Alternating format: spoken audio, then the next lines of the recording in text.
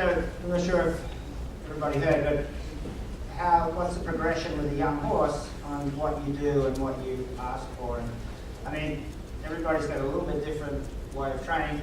To me, I like to establish a working ethic with the horse, so when you get on, they sort of understand that now it's time to go to work. It's the same as you get up and go to work, you don't go and play around. So I think right from the get-go, you establish that when you're on the horse, that he's somewhat listening to you all the time. And then obviously, when you said you work on forwardness and then the next day you work on bending, you're always working on forwardness. Like your horse has always got to be in front of your leg. So if you're on a baby horse that you just broke in, obviously he's not up to being put on the bit, but he's still going forward all the time from your aid. And then as you get more education in your horse, you start to add more roundness, collection, softness, etc.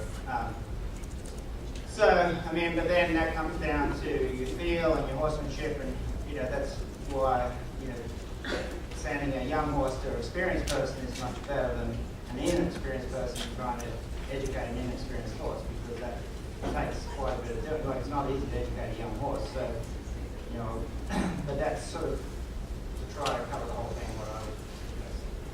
So a gradual process, keeping the horse forward, and then each day, each month, each year, adding more and more collection.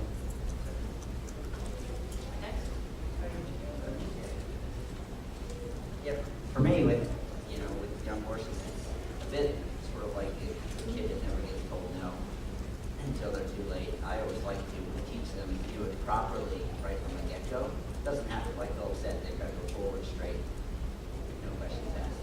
But for me, I have a goal every day, what I want to achieve with that young horse, whether it's jump off the bang, pretend you're sort of the right pin or whatever. And once I achieve that goal, then I'm done for that day. I think sometimes with young horses, you can confuse them by just going on and on. Okay, they did the 10-meter circle, now we're going to do a syndrome. And they lose it a little bit. So I think, I just have a goal for myself, what I want that horse to do. And once he achieves that goal, I think from that, whatever.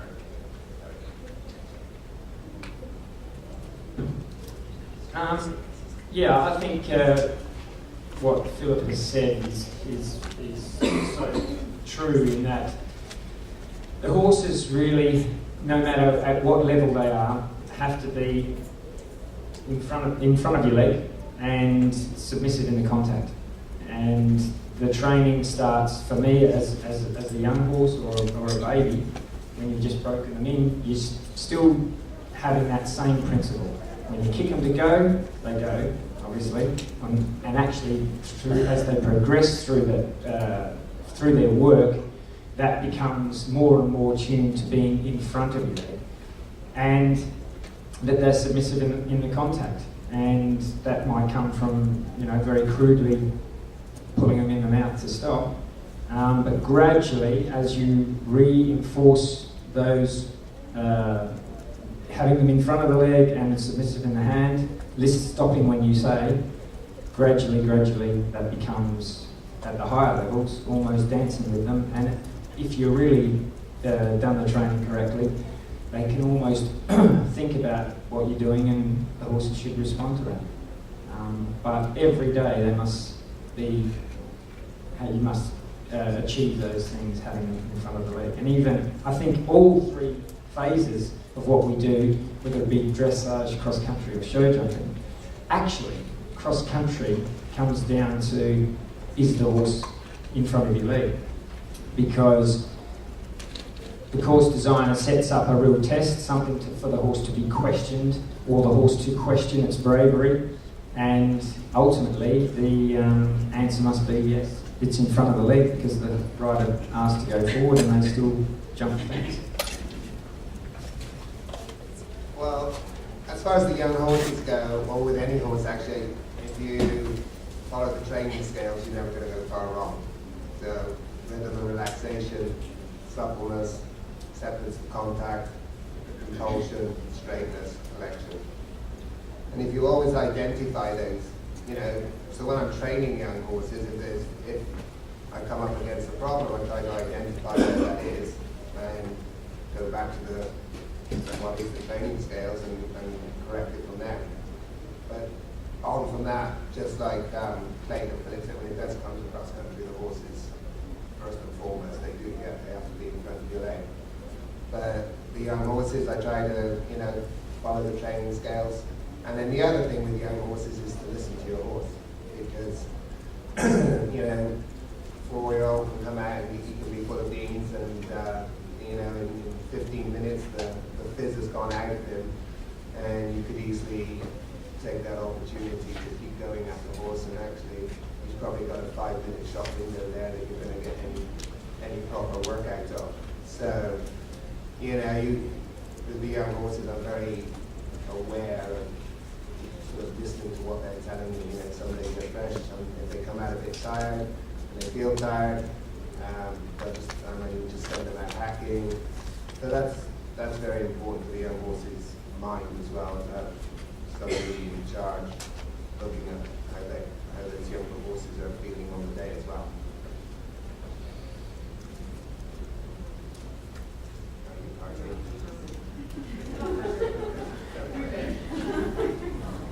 I think also if we asked each other about how to hack a horse out on a walk hack, probably all of us, those horses would be out there marching, and they would have a purpose, and it wouldn't matter what age they were. They would be over tracking, they would be working at the walk, not necessarily collected, not necessarily in a frame, but all of the top riders, I think, the horses, they go with a purpose. And that is also being thrown away. We'll go with another question. Here. Any tips on dealing with a horse who gets really nervous in groups, especially with show jumping warm up? As the horse is jumping towards them, very shying off, the horse is cantering by. It's a tough one. Why don't we get the upwards to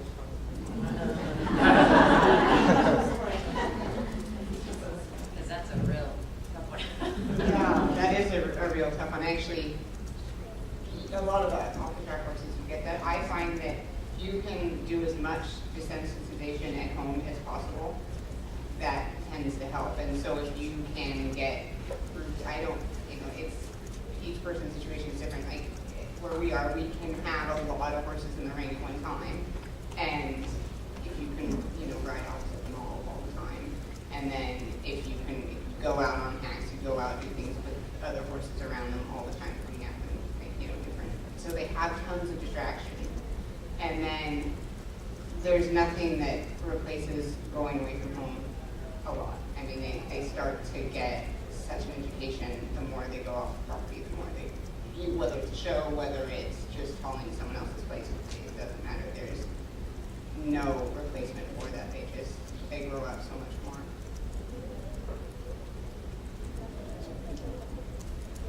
I would say just to break it down and start with like one-on-one with two horses, like you're on one and one other horse in the ring, and practice kind of farther away at first, kind of coming at each other, and then just bring it in, and then go to the trot when they're comfortable with that, do the exact same thing when they're comfortable with that, go to canter. And then, do 2 horses and then 3 horses, and just do it slowly. They're just scared or something's spooking them, so you have to be really patient and just do it step by step until they're comfortable. Because I think taking them into a big warm-up and just letting them deal with it, it's probably just going to fry their brain even more. So. Another question? In the back? Given that you've all brought a number of young horses along to be really successful upper level mounts, and that no horse is perfect, can you speak a little bit about what you think is important in terms of conformation versus innate talent versus just hard or work ethic? I think for me anyway, I always imagine the tools I need in a horse to compete where I want to compete. And for me it's 4-star. And for some of you here it might be training or prelim or whatever, but for me as a rider, I envision the horse I'm selecting as a potential 4-star horse. So first things first, it's got to have the ability to gallop for about 11 minutes and jump 35 big jumps without getting tired, too tired, and without breaking down. So that'd be a very important thing for me. Then the next thing is to do the 4-star, they've got to have pretty good jumping ability.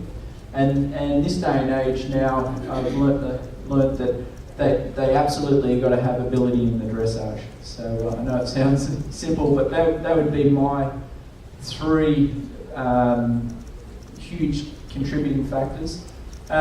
Conformation-wise, I wouldn't nitpick too much. I think I'd probably stand back and just look at the type of the horse. And I'm probably going for more rangy horses now with hopefully 60, 70% or more thoroughbred in them, and go with that. One sort of advice I would give to most people is would be the attitude of the horse. There's nothing more frustrating than having a very talented horse, but who is hard to train. And especially if you ride part-time and you've got a job and you've got to ride your horse after work. I mean, I know what it's like if you get on a horse and for the first half an hour the horse is, pretty hard to deal with. So, I would look at the attitude. I would rather get a horse that had a really good, kind, easy to teach attitude than a really talented horse, because I think you'll get more out of it that way.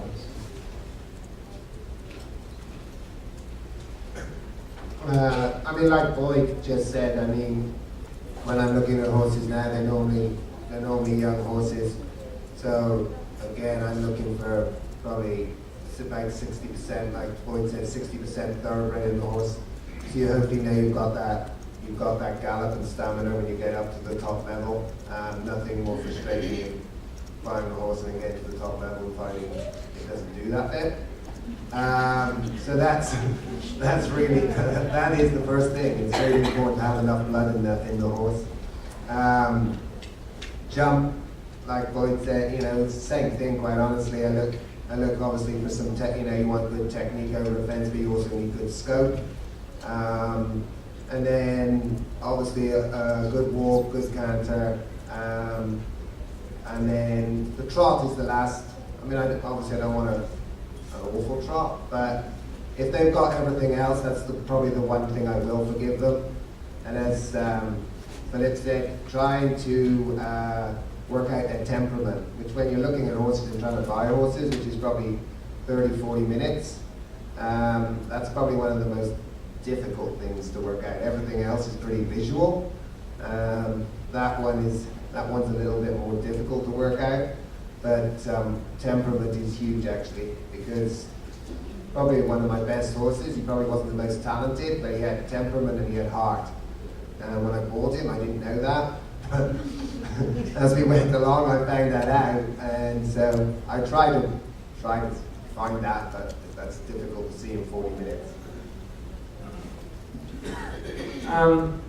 I would say, in my experience, the biggest mistake that people actually make is that they look for, and I'm talking about the lower level riders, the ones that are wanting to compete down the grades a little bit.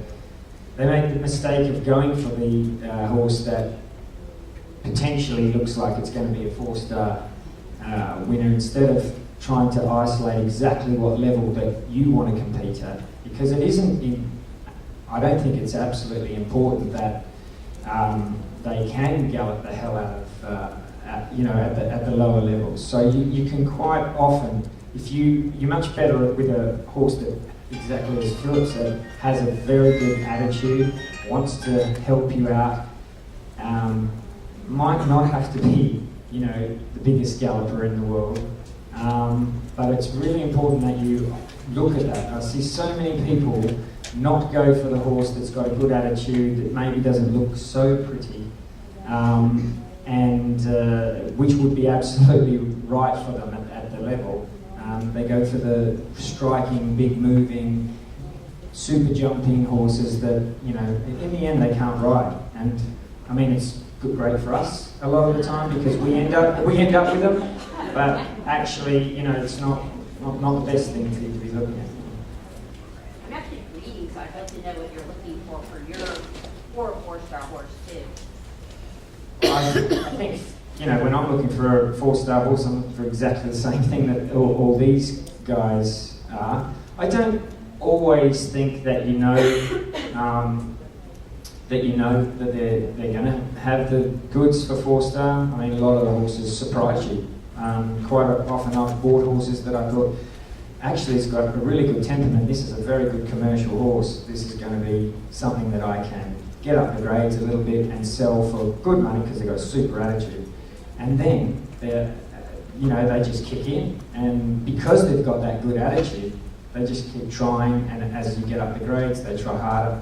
There's nothing better than a horse that will go in to the arena at 4-star and try, really try for you on the last day. And I suppose Heavy Britannia is a typical, a good example of that. If you trotted her up here, down the alleyway here in front of everyone, you would just look at her and disregard her straight away. But apart from the fact that, Lucinda's a rather skilled rider, she's just got super heart, and everyone will agree, she hasn't got the best technique over a jump, and if you saw her just trotting up, you'd think, what a little sewing machine that is. But, she has the ability to extend when she's asked, and she just wants to do it, And that's more important than anything else, I think. Breed them with good attitudes. Yeah, and I would really echo the whole idea that Clayton stopped talking about making sure that you and the horse are a good match of personalities. David and I tell a story about what a bucket horse is. You put 5 horses out in a paddock together, and you bring out one bucket of feed. How many horses are initially going to eat out of that bucket? Just one, right? And he's your bucket horse. And you're going to have 2 other horses that are running around complaining, moaning that they're not getting the feed. They want the feed, but they can't get the feed because the bucket horse has challenged them.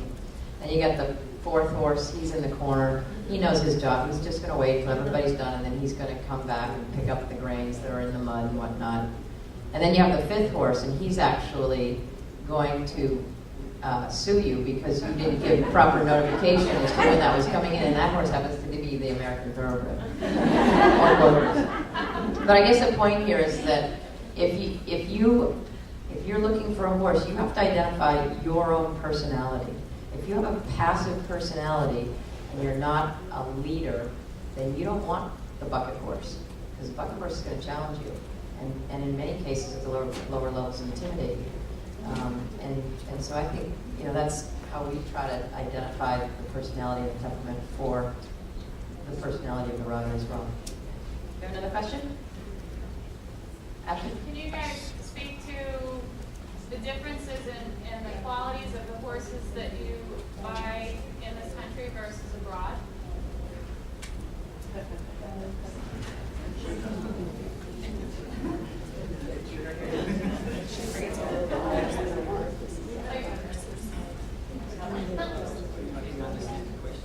The question is, what's the difference in quality from buying overseas to here? I think the one thing I've found is if you go to Europe, that means sort of Ireland, England, France, Holland, Belgium, there are literally thousands of breeders breeding sport horses, and in America we don't have those thousands of people. So I think that would be the biggest difference, is that there's people specifically trying to breed an event horse to go to the Olympics, and they're all within a couple hours drive of each other, which literally means there's tens of thousands of horses in Ireland, Germany, that are bred to do it, where in America we don't seem to have that huge band of breeders chasing the perfect event horse at the moment.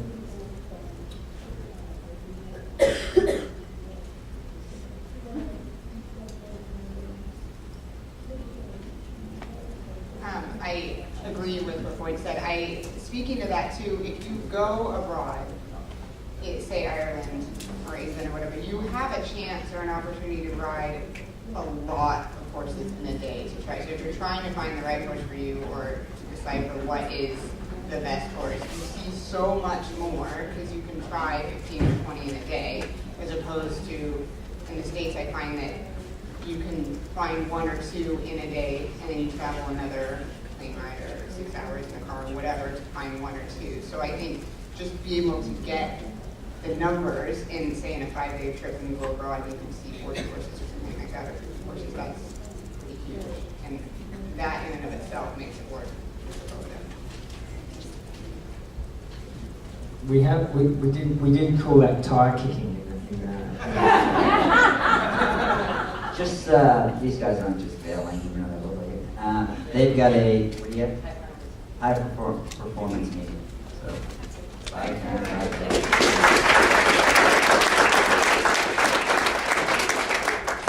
All right, we got another question?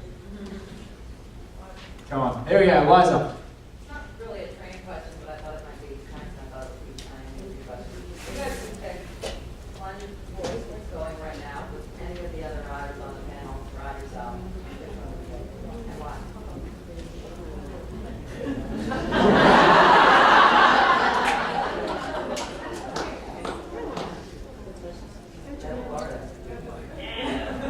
Yeah, I would say Neville Bardas actually, because my horse St. Bart's I think is pretty similar. At least cross country is kind of a fighter like Nev, and from what I've seen, avoid riding him. I think I would enjoy that type of go-y, like really cross country machine.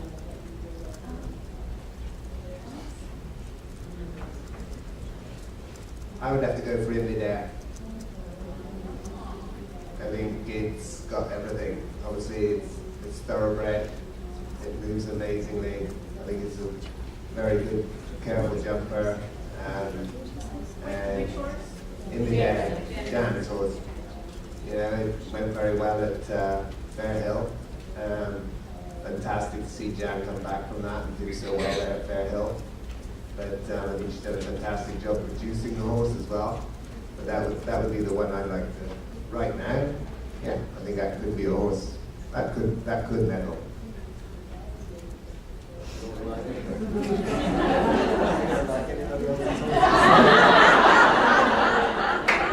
I'll ride anything. If anyone wants to give me some of these, I'm more than happy. They know that anyway. Who else has got a question? At the back here. I have a specific training question. I think that a lot of people can identify with this. I have a horse that's very polite and very obedient, but he's short and he doesn't like to reach all the way down to the bridle. And I was just wondering if you guys had any suggestions on that. Did you get that? He's short, so we'll give that to Brian.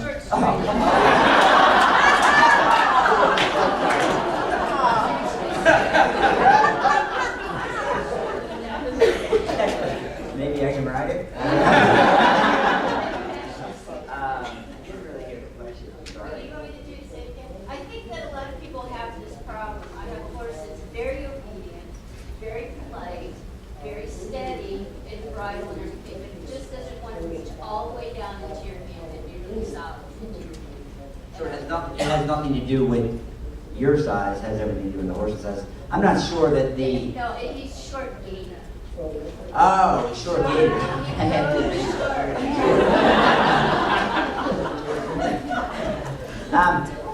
You know, for me, to get a horse to take the contact and really reach out, I do a lot of transitions. You know, a lot of forward and back, and you know, until then I can actually get them to take my hand. And then once I can get them to take their hand in my hand, then I can collect them. But to me, you have to get them to go forward first. But I'm a lot taller than you.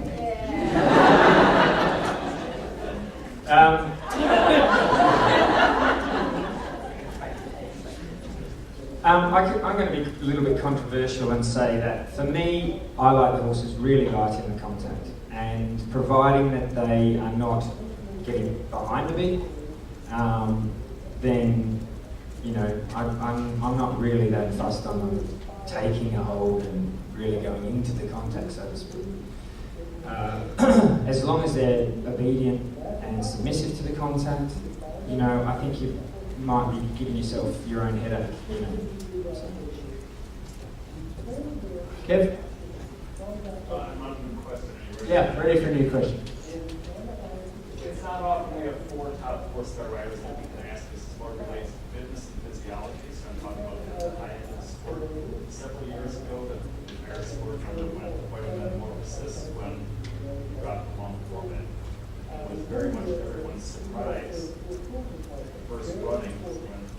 horses were quite tired because the use preparation is thought that different. How have you guys evolved now that we've had short format for several years, preparing your horses for high level competition? Do you think that you're doing fitness in any different way now that we've all dealt with it for several years?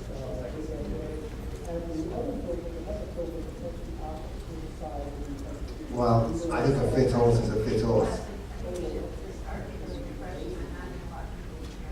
Okay.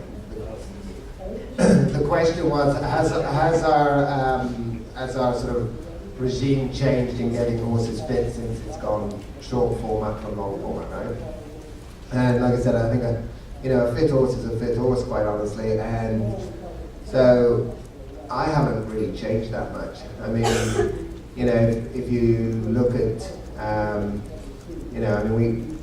coming from the UK, there's an awful lot of steeplechasing back there, and if you, from the experience I sort of had with the trainers back there, they get a 2-mile hurdler as fit as or a 4-mile chaser is same fitness as a 2-mile hurdler, basically, And to be honest with you, the best results I've come up with is a little bit of everything, because over the years I've tried interval training, and then I tried just working them up. In England, there's the gallops are sort of 6 to 8 furlongs, say, up a good steady incline, and probably with a very steep bit in the middle. And I found the best results is to do the two. So actually what I do is, to start off within the season, is start off with long, slow cantering, i.e., along the lines of interval training. And then when I've got a base on the horse there with that work, then I try, it's a little harder than in Florida now on a hill. But I have to say, David and Karen are very good to a lot of us who live there. They've got, they do have a little short burst there. And, I go, then I end up sprinting them there on the hill, basically. And one thing I will say is that, and actually it was William Foxbit who told me about it, is that sometimes, like I say, when I got that base on the horse as far as interval training, rather than doing those long gallops, you just do one. So I might just, do like a 12-minute canter to get the horses, and maybe, when I say a 12-minute canter, like the 2-star horse, when he's going for his first 2-star, we just make them do like one 10-minute canter, so they get conditioned to being able to go for that length of time. Not at the speed that you're competing at, but just to get the horse conditioned for doing that length of time. And that was something I picked up off William, actually. But basically, a base on interval training, and then I sprint them toward much nearer the competitions. When you say canter, how fast do you go?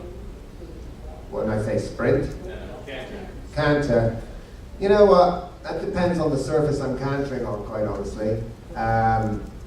Because very often, we're cantering on grass, and so I don't set myself at 350, 450, 550 meters a minute. I actually work to the conditions I'm cantering on. If the ground's hard, I'm going to go slow. I mean, if the ground's favourable, I let them pick it up a bit more. But, so it's not exactly very scientific, but you gotta work with the conditions and your training facilities as well.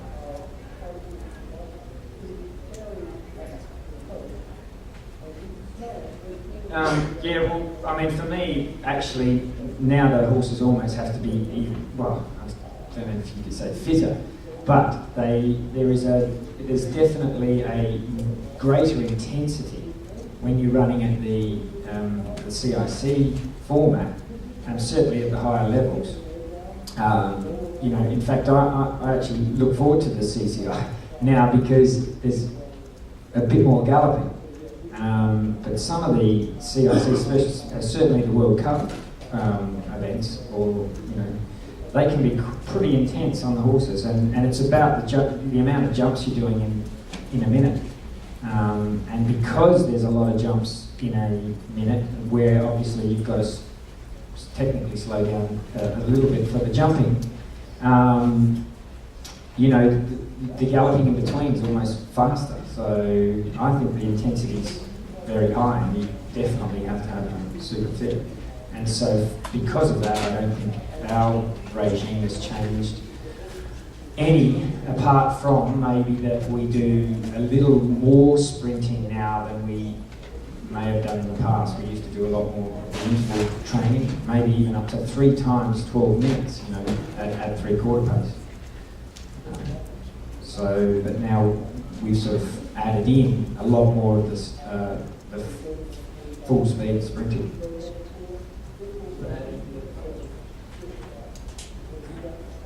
A bit like these guys, but I heard somebody say a fit horse is a fit horse. To me, once they're fit, you have to know when they're fit, and you're not going to make a Volkswagen into a race car, no matter what.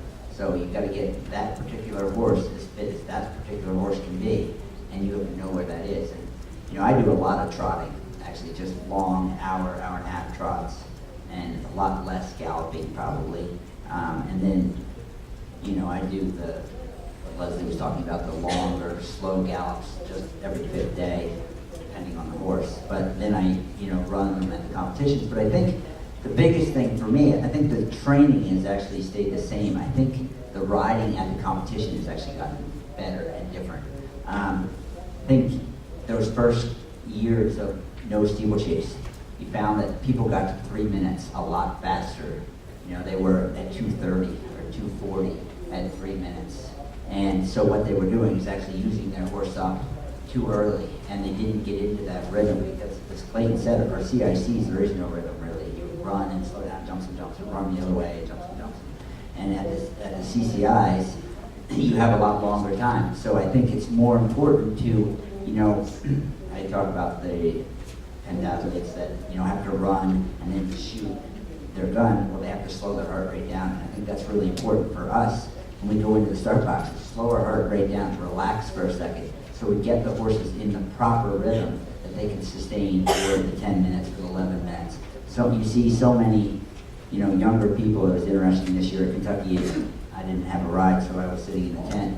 And you could watch the people go out and see the people that were going to come back. You could tell how they ran out and jumped the first 5 fences, whether they're going to come home or not. And I think that's where we've gotten better, is understanding the rhythm and being on our minute markers rather than being way ahead early. Yeah, the only thing I'd add is I think the style of horses changed slightly with the change in format too, where in the long format days, over the long format CCI 4-stars was very much a thoroughbred horse, or mostly a thoroughbred horse. And nowadays with the CIC or the short format CCIs, you open the door to a heavier style of horse that's more competitive in the dressage, which needs to get more fit. So I think that would also be a reason why these guys are all saying that we try and probably get them as fit as we used to. Titanium. Who else has got a question? Come on, John. How much downtime do you give your horses? Do you have a certain standard of, I give them off 2 months or whatever? We'll ask the Pan Am girls here. Down to the horses. I think it depends on the horse. If you give your horse too much time off, things like this happen. I did that the other day. My horse that just came back. I like to give them after the Pan Ams are a big 3-day, probably about a month. If you have the time, I think it's easier to do that in the fall season than the spring season. And then start back walking and slowly progress back into full work. But it's good in the fall season to be able to actually pull shoes and be able to talk to your vet and farrier and see what makes the most sense in terms of how long you can afford to.